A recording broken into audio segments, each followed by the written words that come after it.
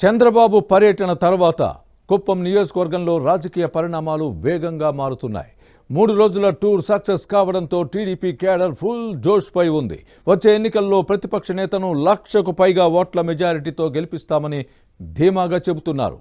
Chandrababu Kuppam tour తర్వాత YCP నేతల వెన్నులో వణుకు పుడుతోందా? వారికి ఓటమి భయం పట్టుకుందా? పోలీసులు గతం కంటే భిన్నంగా వ్యవహరించడం దేనికి సంకేతం?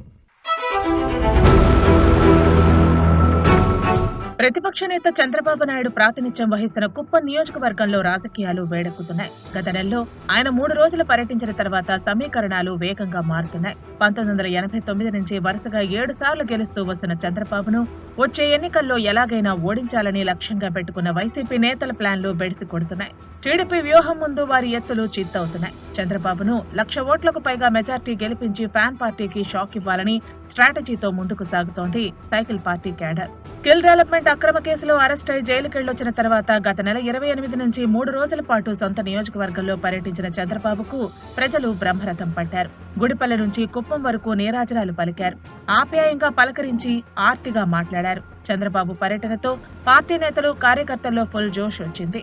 టీడీపీ నాయకులపై కేసులు పెట్టి దాడులు చేసి బెదిరించినా కుప్పంలో క్యాడర్ చెక్కు చెదరలేదని చంద్రబాబు 3 రోజుల పర్యటన రుజువు చేసింది.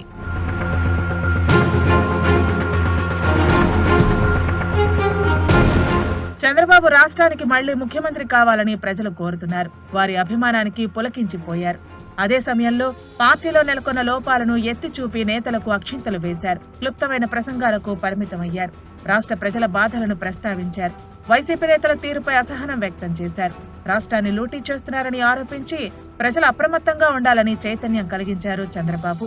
చిత్తూరు జిల్లాలో ప్రశాంతతకు మారుపేరైన కుప్పంను చంద్రబాబు అన్ని రంగాల్లోనూ అభివృద్ధి చేశారు. వ్యక్తిగతంగా ఎవరి జోలికి పోలేదు. ఎన్నికల వరకే పార్టీలు పంతాలు అన్న రీతిలో సాగటం మినహా ఆపై ఎవరి పని వారు చేసుకునే పరిస్థితి ఉండేది. కానీ వైసీపీ అధికారంలోకి వచ్చిన తర్వాత రాజకీయ కక్ష సాధింపు చర్యలతో కుప్పంలో ప్రశాంత వాతావరణానికి భంగం కలిగింది. అరాచకాలు, అలజడులకు కేర్ ఆఫ్ అడ్రస్ గా మార్చివేశారన్న విమర్శలు వచ్చాయి. ఎప్పుడు ఏం జరుగుతుందో తెలియని ఆందోళన నడుమ కుప్పం వాసులు బిక్కుబిక్కుమని కాలం గడిపే పరిస్థితి వచ్చిందని ప్రజలు చెబుతున్నారు.